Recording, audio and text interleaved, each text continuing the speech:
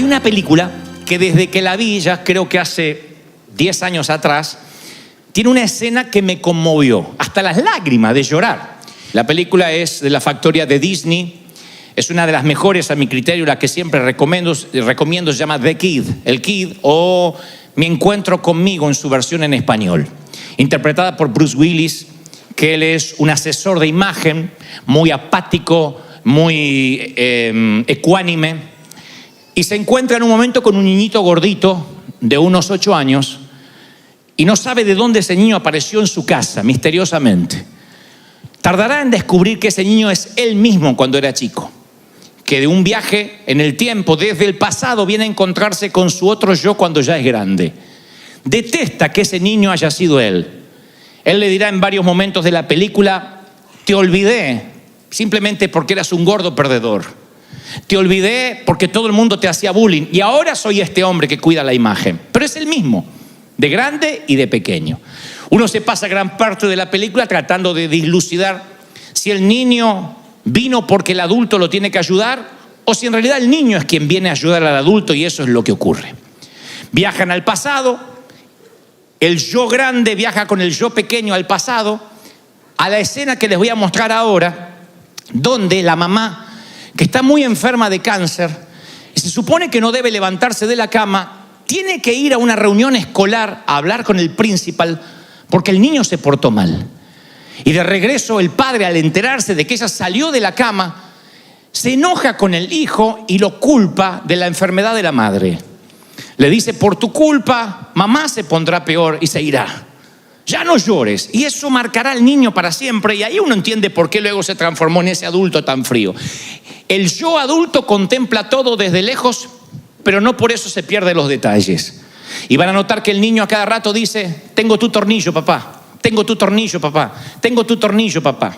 Esa es una frase que repite una y otra vez porque el día anterior ayudó a su papá a armar un motor, se le cayó un tornillo y lo guardó en el bolsillo, pensando que cuando las cosas se pusieran feas con papá, él se ganaría su aprobación devolviéndole el tornillo perdido. Pero el padre no quiere oír sobre el tornillo. El padre lo culpará. Y eso cambiará su vida para el resto de su existencia.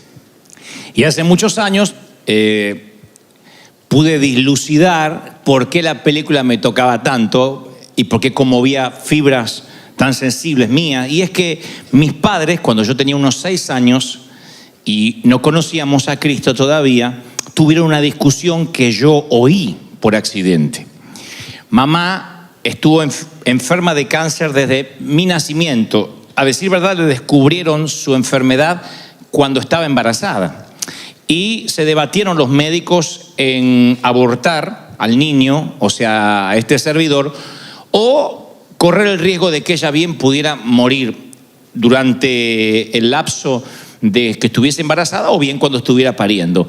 Mamá siguió adelante, pero parece que el embarazo complicó su enfermedad, o por lo menos era lo que papá creía y dijo en esa discusión. Convengamos, papá estaba absolutamente ebrio, borracho, el cáncer había llegado para complicarlo todo. Y yo recuerdo que papá en la discusión le dice: si no hubiésemos tenido a Dante, a lo mejor ahora estaría sana. Él fue, porque quisiste tenerlo, y ya teníamos 3 hijos, y quisiste tenerlo. Y ella le dijo algo así como: no te permito que hables así del chiquito. Y él dijo: no me importa, porque si te mueres, ¿qué hago yo con el chiquito? Eso era lo que más o menos yo escuché. Y a partir de ese entonces, una sensación se me grabó en el alma, sin saberlo. Con 5 o 6 años, yo sé ahora que hay ciertos temores que son grabados en el alma cuando uno es pequeño. Llegué a la conclusión que las viejas heridas tienen una gran memoria, una memoria profunda. Y si bien los recuerdos, los malos y buenos recuerdos a veces se mantienen frescos y vívidos, también el cerebro tiene un recurso especialmente cableado por Dios, un recurso cognitivo que hace que olvidemos ciertas partes para evitarnos el dolor, pero otras quedan grabadas a fuego y no quedan grabadas de la manera que deberían hacerlo. Entonces, cuando yo veía esta película, recordé qué fue lo que a mí me pasó interiormente. Yo sentí que a partir de ese momento me había dado cuenta que papá no me quería, que yo era un estorbo, incluso para mamá, que aunque no lo quería reconocer, el haberme traído al mundo había acentuado la enfermedad. Claro que el cáncer yo no lo había provocado, por cierto, pero yo sí lo interpreté de esa manera. Vieron que el niño, el pequeño actor dice: tengo tu tornillo, papá, tengo tu tornillo, papá. El padre no quiere oír del tornillo, pero él tiene el tornillo en el bolsillo pensando que eso hará que se gane la aprobación de su papá. A mí me pasó algo similar, de querer ganarme siempre la aprobación de papá a partir de ese momento. Siempre que papá decía: a ver quién corta el pasto, yo iba corriendo y lo cortaba primero y más rápido para que me ame más que a mis hermanos. Cuando se trataba de ayudar a papá a desarmar el auto, el alternador, las bujías, eso que hacían los padres de antes con los autos viejos, yo estaba ahí, no mi hermano.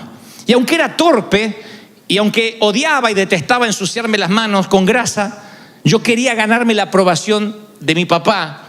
Inconscientemente yo también estaba diciendo: tengo tu tornillo, de modo que eso fuera la forma de yo pudiera acercarme a su corazón. Le pasa a gran variedad de niños. Te ha pasado a ti seguramente, nada más que no lo recuerdas. Pero a veces los niños se sienten culpables, personalizan situaciones que nada tienen que ver con ellos. Por ejemplo, un matrimonio llega a su fin y lo más probable es que el niño diga: tal vez papá se fue de casa porque yo nunca acomodaba mi cuarto. Y siempre me decía: ordena tu cuarto, ordena tu cuarto. Por eso se hartó y abandonó a mamá y me dejó a mí. Luego te das cuenta cuando vas creciendo que un hombre no se va porque el hijo no acomoda el cuarto. Pero para cuando lo entiendes, algo quedó marcado, una sensación de angustia, una sensación de no ser amado quedó marcado en tu interior. Así como alguien piensa que el papá se fue porque él no acomodaba el cuarto, hay otros que creen que la mamá se fue de la casa porque o se buscó otro novio porque tú no ayudabas con los quehaceres de la casa. Y vivimos pensando: ¿qué hice? ¿Qué pude haber hecho? Tiene que haber sido mi culpa. Mi padre estaba muy dolido por la enfermedad de mi mamá. Y yo me acuerdo que aquella vez, cuando él salió de discutir de la habitación, de la recámara con mi mamá, me cruzó y borracho, no estaba consciente, pero yo sentí que me miró con odio. Es un tema resuelto. Ustedes conocieron a mi papá, yo lo amo, es un dulce, está así de parecerse al Papa Francisco. Pero estoy hablando de cuando no conocíamos a Cristo. Y él me miró con esa mirada de odio que yo pude identificar, atando los cabos con lo que había escuchado por error, que no me quería, que yo era un intruso en la casa. Yo lo amaba. Y como amaba a mi padre, yo pensé: no puede estar él equivocado. Hay algo terrible en mí. Hay algo que él ve, él no puede estar equivocado. Y entonces yo decidí que nunca más permitiría que alguien se acerque a mí lo suficiente como para ver lo que mi papá había visto en mí. Me costó años de psicoanálisis con el Espíritu Santo esto, Pero yo decía: nunca más nadie se va a acercar profundamente a mí. Trataré de que nadie construya un puente hacia mi corazón para que no descubran que soy una mala persona. Lo pensé a los 6 años. ¿Qué mala persona puedo ser a los 6? Pero yo pensé: no quiero que nadie me conozca. Y terminé en un ostracismo. Imagino que casi en un semiautismo inducido, si se me permite el término. Dejé de hablar, si hablaba poco, hablaba menos. Yo no quería que me conocieran, no quería que vinieran compañeritos a casa, en los cumpleaños yo no quería a nadie. Tenía miedo de que conocieran que yo era un fraude. No quería ver esa mirada que vi en papá en ninguna otra persona. Por eso yo llamé a este mensaje: está bien que no estés bien. Está bien que no estés bien. Ese es el título del mensaje. Porque para aquel entonces yo pensé que estaba mal sentirte mal, que había que demostrar que uno estaba bien. Por eso quiero que nunca se olviden este título: está bien que no estés bien. Yo no me permití nunca más no estar bien. Dije: yo tengo que reírme, yo tengo que estar bien, y que nadie fundamentalmente me conozca como yo soy. Traté de ocultar los sentimientos. Esta estrategia de que nadie me conociera no solo afectó mi relación con el resto de la gente, sino que afectó mi relación con Dios. Uno tiende a ver a Dios de la manera que vio a su papá. La relación que tenemos con nuestro padre, o la falta de padre, es la manera que uno también tiende a relacionarse con Dios. Por eso hay toda una generación que le cuesta ver a un Dios de la gracia. Porque tuvo un papá terrenal que siempre nos decía las cosas malas, era la manera de criarnos. Ignorancia, falta de instrucción, de pedagogía, quién sabe. Pero papá, no recuerdo que decía, campeón, vamos. Él decía, cuando haces algo bien no tengo que decírtelo. Si haces algo malo te lo voy a hacer notar. Y casualmente un niño en los primeros años empieza a notar todo lo que le dicen. Y si nunca te dicen que estás lindo, que estás elegante, que estás linda, que estás bonita, en el caso de una niña, que te ves bien, que eres seguro, no te hace seguro, porque la única persona de la cual recibes ascendencia es de tus padres. Luego vendrán los maestros, los docentes. Pero los primeros que nos definen en la vida, los primeros que fundamentan lo que valemos como persona, son los papis, o quienes nos crían, el abuelo, el papá adoptivo, la mamá. Y cuando nos crían a la vieja usanza, con la chancla, y haciéndonos ver que cuando cometemos un error nos lo dicen, siempre la misma, siempre el mismo, no vas a cambiar nunca. Uno cree que no va a cambiar nunca. Uno dice, mamá siempre me dijo que soy una estúpida, que soy una torpe, que yo toco todo lo que arruino, y yo creo que ella tiene razón, daño todo lo que toco. Tienes 40 años y aquella frase, qué torpe que eres, niña, te sigue pesando. Claro que en el medio está que recibiste a Cristo en el corazón. Y entonces hay pastores que te dirán, Dios hizo las cosas nuevas, lo cual es una verdad escritural. Pero a la vez no podemos desconocer la esencia de dónde venimos, cómo fuimos criados, el entorno, qué nos dijeron, qué nos faltó por decir. Y esas frases terminan determinando nuestro destino. Decimos, no, yo soy culpable de alguna forma. Pasa aún con gente adulta. Hay damas que dicen, mi esposo es un abusador, pero lo merezco. Porque yo sé que no le di lo que él quería que yo le diera. No soy la mujer a la altura de lo que él esperaba. Por eso yo me merezco el abuso, el maltrato, el desdén, la indiferencia. Y no, nada hace ni justifica que te merezcas un abuso. Sin embargo, hay frases que nos marcan de manera tal que decimos, a lo mejor sí, soy una persona horrible. Otras damas dicen, cuando me miro en el espejo, veo una mujer gorda, con un cuerpo feo, que no merece que la amen. Y entonces sienten que eso le empezó ahora, que es un espíritu, un bajón, un tema de bipolaridad. Y no, a lo mejor son cosas que arrastras desde que eras una niña, desde una frase que de alguna forma te marcó. Voy a quedarme soltero, soltera para siempre porque nadie le gustaría casarse conmigo. Nunca voy a tener hijos porque Dios me está castigando por algo que hice. Y vamos por la vida por ese sendero de culpa. ¿Qué hay de malo conmigo? ¿Por qué las cosas me están saliendo mal? Yo te diré algo. Primero, que las heridas viejas tienen buena memoria. Las heridas siempre te recuerdan que están. Yo tengo cicatrices en lo físico, en mis dedos, cicatrices en mi hombro dislocado, y claro, ya no me duelen, pero ante una presurización del avión, ante un cambio de clima, algo me recuerda que no está bien en mi cuerpo, que algo le pasó hace 30 años atrás incluso. Imagina esto en lo anímico, en lo espiritual, en lo almático. Uno va por la vida pensando, yo estoy sano porque el Señor hizo todas las cosas nuevas, porque me bauticé y soy nueva criatura, y es verdad. Pero aún así hay una cautividad de la mente que debe ser quitada con tiempo, con trabajo, un cambio de mentalidad, de paradigma que viene con la ayuda del Espíritu Santo, que no ocurre mágicamente en las aguas del bautismo. Yo fui esclavo durante mucho tiempo de unos grilletes que me ataron a un poste, y esos grilletes decían, tú eres el culpable del cáncer de mamá. No debiste haber nacido. Grilletes puestos por un borracho que no sabía lo que decía. Grilletes al fin. A un niño le es suficiente para que no se pueda mover. Y a veces hay frases, episodios, infortunios que te marcan de manera tal que uno se para en la vida con esas imágenes que a veces son tan poderosas que comienzan a transformarnos físicamente en lo que no dejamos de pensar. Presten atención a esto. Así como yo digo siempre que el corazón alegre, bueno, no lo digo yo, lo dice la Escritura, pero lo repito, que el corazón alegre hermosea el rostro, así yo también creo que un corazón amarrado con un chaleco de fuerza psicológico por algo que te pasó, te hace el rostro adusto, te hace el ceño fruncido, te arruga antes de tiempo, te cansa más de lo esperado, porque estás pensando todo el tiempo y afecta hasta tu físico. Lo dice la Biblia, tengo base bíblica para que ustedes tengan en cuenta de que esto no es un invento mío.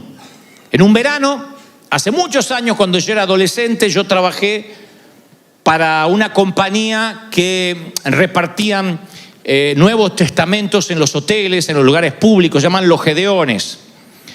Y el CEO o el presidente de esta organización en Argentina era un hombre que tenía un rostro sombrío, desaprobaba todo, cristiano en teoría. Esas personas que tienen un no escrito en la cara, se levantan con cara de no. ¿No? Buenos días, no. Por las dudas dice no. Antes de que le preguntara, no. Cuando llego a la compañía pregunto si yo voy a tener que ver a este tipo todos los días. Y nos dicen que sí. Que es el que nos va a dar la bienvenida todas las mañanas. El que va a orar por nosotros. El tipo estaba sombrío, negativo. Y al principio yo dije, yo no quiero estar con este tipo. Necesitaba el empleo. Pero a medida que fueron pasando los días en aquel verano, yo fui cambiando mi corazón hacia el hombre, porque yo observaba como sus manos torcidas y dobladas debido a la artritis le impedían tomar una taza, agarrar un lápiz. Pero me di cuenta que no era lo único que tenía torcido, su alma también estaba quebrantada, porque de tanto en tanto él dejaba entrever su vida de quebranto. El hijo que ya no lo saludaba hace años y estaba enemistado con él, su divorcio, que había atendido a su padre enfermo por muchos años. Y a medida que él iba contando sus historias de rechazo, una tras otra, yo entendí que el exterior de su cuerpo era un reflejo de su espíritu interior. No era un monstruo, porque sí, sino que la vida lo había amargado y torcido tanto afuera como adentro. Y no era lo suficientemente anciano para decir, tiene achaques de la edad. Pero era tanta la amargura que se reflejaba en el exterior. Por eso a mí me rompe el corazón, notablemente, cuando yo veo seguidores de Cristo que, a pesar de que no ignoran que Jesús vino a darnos libertad, sin embargo viven cautivos a episodios como este. Y se niegan a retrotraerse a esos episodios porque dicen, no, yo no creo en la sanidad interior, ya está, yo me quiero olvidar. Pero por mucho que te olvides, a veces vamos por la vida diciéndole a Dios, tengo tu tornillo, tengo tu tornillo. Eso fue lo que me pasó a mí. El tema no fue solo que yo intenté agradar a mi papá cortando el césped más rápido que mis hermanos. A partir de ahí yo me propuse ser el mejor cristiano, el que más trabajara para Dios, para poder ganarme el amor de Dios. En lugar de dar por sentado que Dios me amaba. Es grave lo que me pasó. Un episodio como este en la niñez a mí me formateó mi mente para que se me grabara esa fatídica y frase que es una falacia de decir, tienes que agradar a Dios. Así que me pasé la vida queriéndole agradar a Dios. Y cada vez que Dios me hablaba, yo decía, tengo tu tornillo, tengo tu tornillo, tengo tu tornillo. Acá estoy sirviéndote, aquí estoy dando de mi ser. He ayunado toda la noche y todo el día, queriéndome ganar su aprobación. Y me frustró, me llenó de estrés, drenó mi energía, me robó años de autenticidad. Porque es horrible cuando sientes que te tienes que ganar la salvación. Y nos lo dicen, es por gracia, no hiciste nada, pero uno siente, no, está bien, Cristo pagó el down payment, pero las cuotas las tengo que pagar yo. Y vamos por la vida queriendo agradar a Dios y eso es cansador, agotador. Me costó entender, personalizar lo que Dios me decía. De tal manera amó Dios a Dante Miguel, que ha dado a su hijo unigénito para que Dante Miguel, aquel niño no se pierda, mas tenga vida eterna. Eso es para mí, eso es para ti. Están conmigo.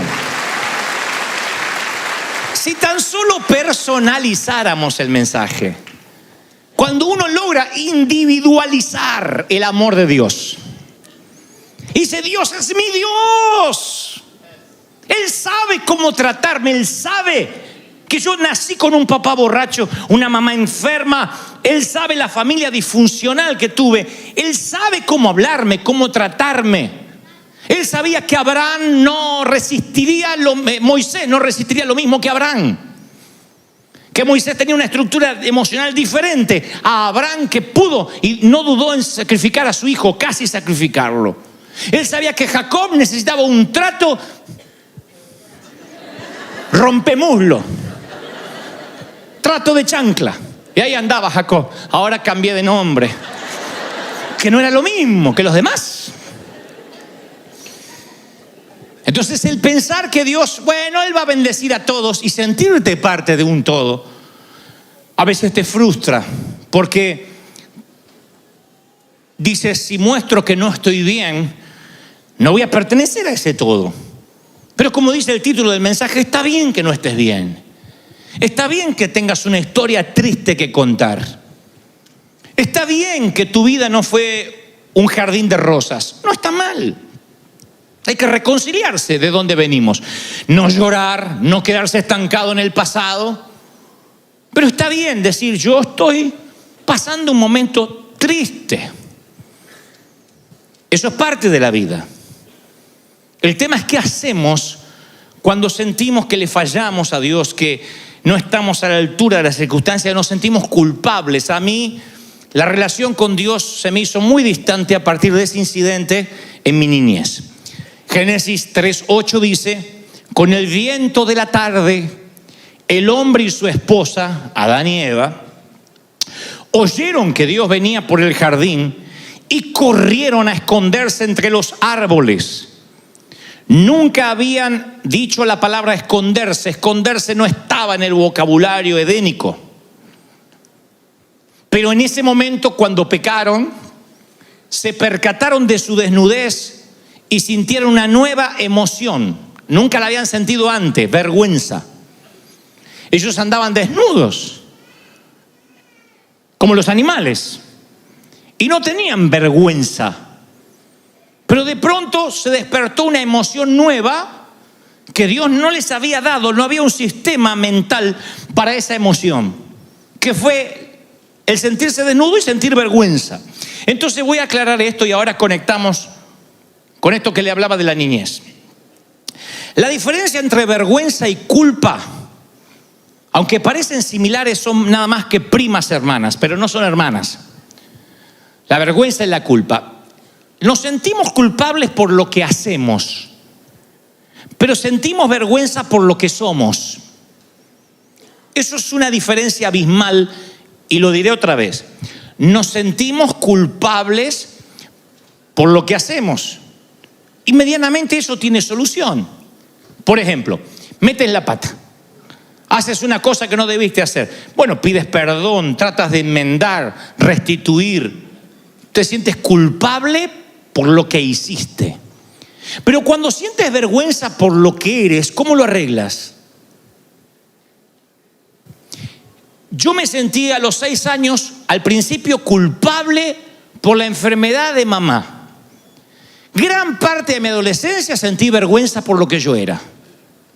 Y eso no lo podía arreglar en las aguas del bautismo. Yo no me paraba seguro ante la gente, ni hubiese soñado ni en 1.000.000 de años inspirar a otros. Nunca. Porque yo me sentía avergonzado de lo que yo era.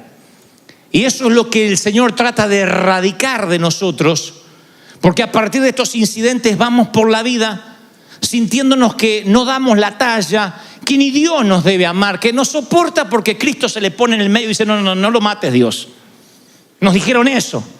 Que con todo gusto Dios te liquidaría, pero Cristo se le interpone y le muestra las marcas y dice: no, morí por él. Está bien, ya te voy a agarrar.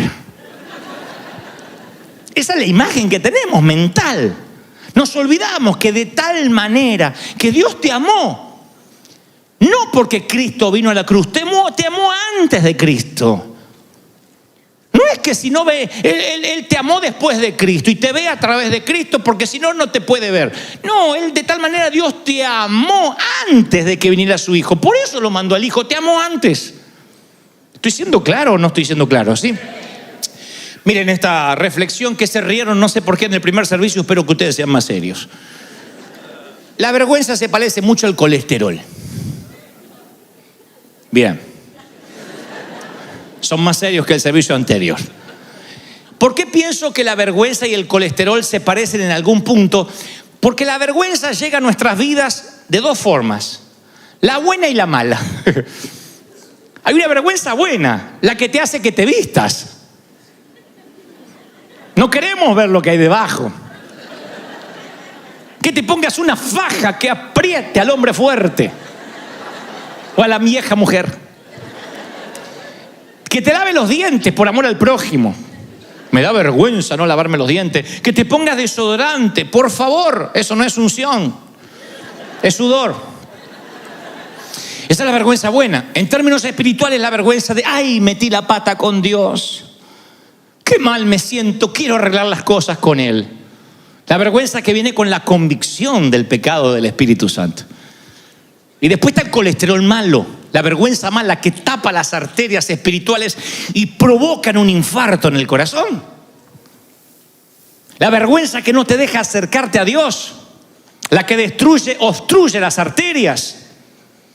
Esa sensación de vergüenza, ese instinto edénico que viene desde el huerto. ¿Qué creen ustedes que hubiese pasado si después de pecar Adán y Eva corren a los pies del Maestro? Hubiesen corrido a los pies de Dios. Pecamos, desnudos como estaban. Le confiesan, abren su corazón y piden piedad, conociendo al Dios de gracia que conocemos hoy. Porque algunos creen que en el viejo pacto Dios era un Dios malhumorado y que se ablandó entre Malaquías y Mateo. Es el mismo Dios. Si hubiesen corrido a los pies de Dios, ¿qué hubiese pasado en el huerto? Bueno, la hipótesis es que tal vez Dios los perdone. Otros dicen, no, tenía que pasar lo que pasó. Lo que sea. Conociendo a Dios. ¿Por qué conozco a Dios? Porque yo siempre le repito a mis hijos, a nuestros hijos le repetimos esto. Cuanto más grande sea el lío que hayas hecho, más rápido corre hacia nosotros. Más rápido. Metiste la pata, rápido. A papá y a mamá, rápido. Cuanto más grande sea el lío. No hay algo así como, hasta tal lío, ven a casa. Después, si me vas a traer problemas con la policía, no me llames. Cuanto más grande es la metida de pata, más rápido corre. Y lo mismo va para la iglesia. Cuanto más lío hayan hecho, más rápido vengan a congregarse. No escapen, no huyan, no se escondan. No importa lo que hayas hecho, esto es un hospital del alma. Entonces tú dices, metí la pata feo, no puedo ir a la iglesia. ¿Cómo no? Más rápido tienes que correr. Cuando alguien comete un error y escapa, y en vez de correr a la cruz, corre diametralmente hacia el lado opuesto, perpetúa su nombre para mal, cambia su identidad. Adán y Eva nos dejaron el triste y horrible legado del quebranto. El quebranto de la relación con Dios. Y esa fue la intención de la serpiente. Romper la relación de Dios con sus hijos. Eso es lo que ocurrió. ¿Cómo te sientes cuando caes, cuando le fallas a Dios? ¿Cómo respondes normalmente? Hagan de verdad una introspección. No somos de escondernos. Queremos primero enmendar, arreglar las cosas, arreglarlas por nuestra cuenta y después le daremos una explicación a Dios. Señor, yo puedo explicar esto, pero solo déjame unos días. Y escapamos. Y eso no funcionó en el huerto, ni funciona ahora. ¿Cómo Adán y Eva le van a ocultar a Dios que están rotos? ¿Qué hace Adán y Eva? Lo que hacemos todos. Nos metemos en un sótano húmedo, en un sitio donde no nos puedan encontrar por mucho tiempo, en un altillo. En un lugar o alto o bajo, pero donde estemos seguros. Yo lo hice. Una frase desafortunada, poco feliz de mi papá, hizo que yo me ocultara mi personalidad. Yo dije, no quiero que nadie me conozca. Yo voy a tratar de ocultar cómo soy porque te voy a defraudar. Todos tenemos nuestros escondites y sótanos preferidos. Hay de los que se esconden tras la comida, porque dicen es lo único que puedo controlar o no. Y entonces, ya sean obesos o bulímicos y anoréxicos, ellos creen que la comida es lo único que está bajo su control y ahí se esconden tras la comida. Ya sea que la vomites o la comas con voracidad, hay de los que su escondite se llama comida. Otros, los más comunes, se esconden tras las cosas. Tú sabes, una cartera más, un par de zapatos más, un vestido más y estaré satisfecho o satisfecha. Y luego, claro, el escondite otra vez te deja ver. No hay zapatos, no hay traje que pueda ocultar el quebranto ni el dolor. Siguen siendo los mismos árboles que torpemente trataron de ocultar a Adán y a Eva. Otros se esconden tras las relaciones afectivas y van de pareja en pareja, diciendo ninguna pareja me satisface, ninguna me da lo que yo necesito. Y no te la pueden dar porque el problema viaja contigo. No hay una persona perfecta para ti, por una sencilla razón, tú no eres perfecto. Si alguien busca una iglesia perfecta, no la encontrará. Porque si la encuentras, tú la echarías a perder. Yo la echaría a perder. ¿Cómo voy a buscar la perfección cuando yo no la puedo ofrecer? Pero así somos. Y nos escondemos tras relaciones afectivas y andamos de pareja en pareja, en cama, de relación en relación, pensando, esta sí me hará feliz. Si es un escondite, no te hará feliz. Tarde o temprano se verá que estás roto o rota. Otros se esconden tras el ministerio. Ese fue mi escondite favorito, el ministerio. Debo confesarte que por muchos años yo me escondí tras el ministerio. Yo siempre pensé que si yo oraba por ti, si yo te bendecía, si yo te inspiraba a ti o a quien Dios me pusiera delante, yo podía tapar mi yo real. Y de alguna manera era como cortar el césped más rápido que mis hermanos para que Dios me amara. Tengo tu tornillo, tengo tu tornillo, tengo tu tornillo, tengo tu tornillo. Sentía que de esa manera yo me ganaba la aprobación de Dios. Que si yo compartía el amor de Dios contigo, de alguna forma yo estaba oculto. Y por supuesto, yo nunca dejaba que tú me conocieras porque temía que dijeras, tu padre tenía razón, eres un fraude. Y me oculté. Tras el servicio a Dios, tras hacer mucho, tras llenar la agenda, hubo momentos de mi vida que viajaba toda la semana. Y el tema era llegar y predicar e irme rápido. Y quienes no me conocían decían, qué petulante este tipo, no saluda a la gente. Pero era el temor a que me conocieran. Era el temor de no estar a la altura de lo que se esperaba que fuera un hombre de Dios. Y ahí empieza la simulación. Ahí empieza el mostrar lo que no somos. Ese fue mi escondite, el ministerio por muchos años. O tal vez sea otro tu escondite, pero es tan tenebroso, tan lúgubre, que ni siquiera lo puedes identificar. Y tú dices, ¿cómo saliste de ahí? Vamos. ¿Cómo se supone que sales de un escondite así? ¿Cómo rehaces tu vida? ¿Cómo te abres paso en el mundo adulto sano? Te diré cómo. Con la misma pregunta del huerto. Lo mismo que Dios le preguntó a Adán. De allí estuvo la respuesta por la cual yo pude salir. Poco después que Adán pecó, dice Génesis 3:9, Dios lo llamó y le preguntó, ¿dónde estás tú? La Biblia no menciona la inflexión de voz que pudo haber tenido Dios al llamar a Adán. Porque uno puede interpretar que Dios está diciendo, ¿dónde rayos te metiste? ¿Dónde demonios estás? Yo no creo que Dios esté hablando con esa inflexión de voz. Pienso que la voz sonó triste. Pienso que ¿dónde estás? Estaba impregnado de gracia, esperando que corran hacia Él. Dios sabía que iban a meter la pata, así que supongo que en algún punto Él todavía soñaba, ansiaba, si se me permite el término, que corrieran hacia Él. ¿Recuerdas si alguna vez perdiste un hijo en el mall, en alguna parte durante unos minutos? ¿Cuál es tu reacción? Te diré cuál fue la de mi mamá cuando me perdí una sola vez. Me dijo, ¿dónde te metiste, desgraciado? Me pegaba y me abrazaba, me pegaba y me abrazaba, me pegaba y me abrazaba, me pegaba. No te me vayas mal, te quiero, me haces sufrir. ¡Ay! Me pegaba. Yo digo, ¿podríamos evitar la pegada? ¡Ay, desgraciado! Si te llegas a morir o te pasa algo, yo me muero, me pegaba. Imagínate si no me llega a querer.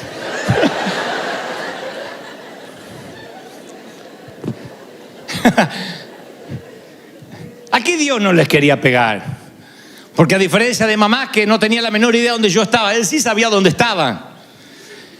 Pero les hace una pregunta retórica. No espera una respuesta.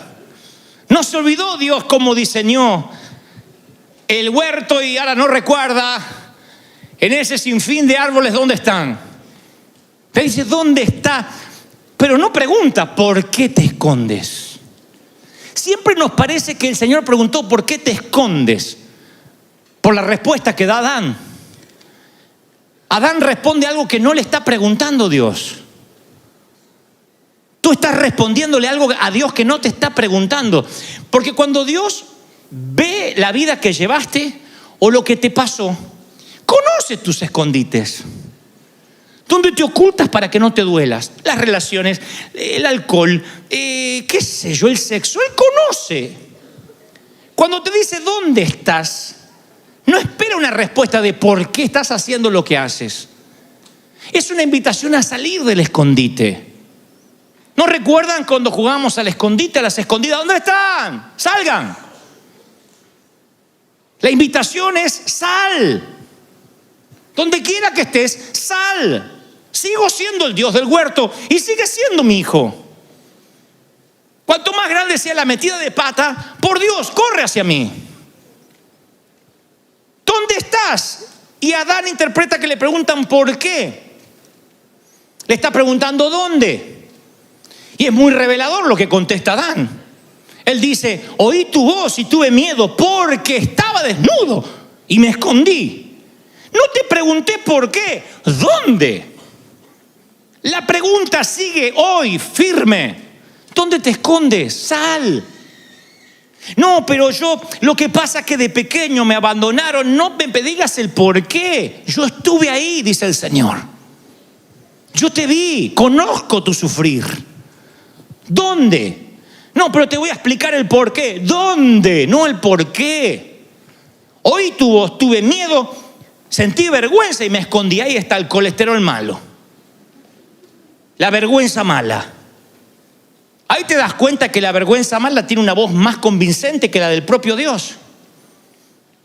La vergüenza mala tiene una voz más potente y convincente que el mismo Dios cuando la dejas crecer. La sangre de Cristo quiere fluir y la vergüenza mala tapa las arterias. No, te amo, no, te amo, no, tú no me estás amando, sí, no, tú no me puedes amar. Déjame que te explique, no me expliques. Es increíble que esto nos ocurre a nosotros. A mí muchas veces Dios me pregunta ¿dónde te escondes, Dante? Y yo todavía sigo dándolos por qué. Y hay que entrenar nuestros corazones para que escuchen el amor de Dios por encima de nuestra vergüenza.